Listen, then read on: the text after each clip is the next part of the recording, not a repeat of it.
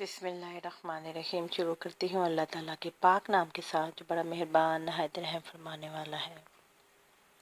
السلام علیکم۔ آج ہم جس عنوان پہ بات کریں گے وہ ہے گردوں کی صحت، گردوں کی حفاظت،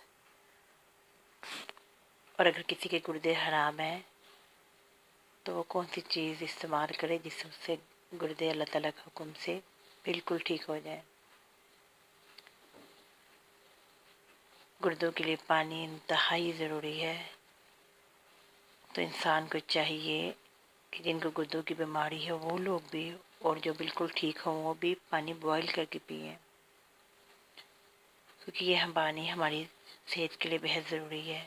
خاص طور پر گردوں کی اچھی صحت کے لیے صاف پانی بہت اچھا ہوتا ہے۔ اگر کسی کے گردے خراب ہوں تو اسے چاہیے کہ وہ گردوں کی حفاظت کے لیے، گردوں کو صحیح کرنے کے لیے گھریلو نسخہ استعمال کرے۔ اگر کسی کے گردے بالکل ختم ہو چکے ہوں یا قریب ہوں، ختم ہونے کے قریب ہوں یا ابتدائی مرحلے پر ہوں تو یہ نسخہ فوری طور پر استعمال کریں۔ نسخہ ہوا شافی، اللہ تعالیٰ کے حکم سے انشاءاللہ تعالیٰ شفا ہوگی۔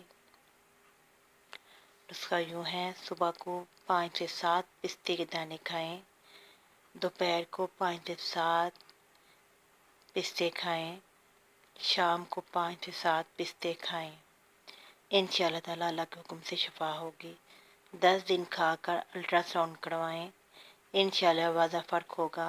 1 ماہ تک لازمی کھائیں، گردے ایک دم سے نئے ہو جائیں گے۔ اللہ کے فضل و کرم سے انتہائی مجرب اور آزمودہ نسخہ ہے۔ پستے میں وٹامن بی وافر مقدار میں پایا جاتا ہے۔ اس کے علاوہ کیلشیم اور پوٹاشیم بھی اچھی خاصی مقدار میں ہوتے ہیں۔ یہ ذائقہ ہونے کے باعث پستے کو مٹھائیوں میں بھی استعمال کیا جاتا ہے۔ یہ اعضاء رئیسہ، دل، جگر، گردے کے لیے بہت مفید ہوتے ہیں۔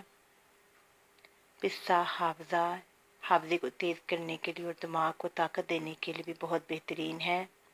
یہ معدے اور گردوں کو تقویت بخشتا ہے، خون کو صاف کرتا ہے۔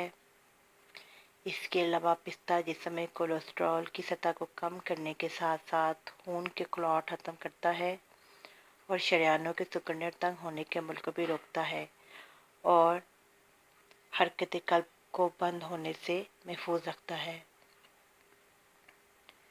اس کے علاوہ مضر صحت کولیسٹرول کو بھی یہ کم کرتا ہے۔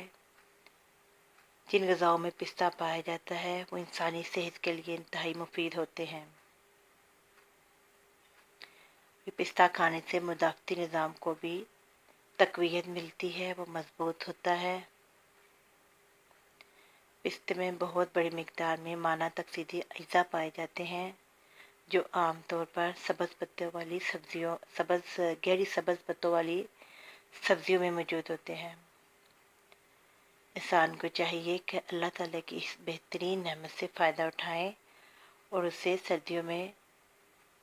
سردیوں کے علاوہ بھی خوب استعمال کریں، کیونکہ یہ اپنی افادیت کے لحاظ سے بہت بہترین اور عمدہ ہے۔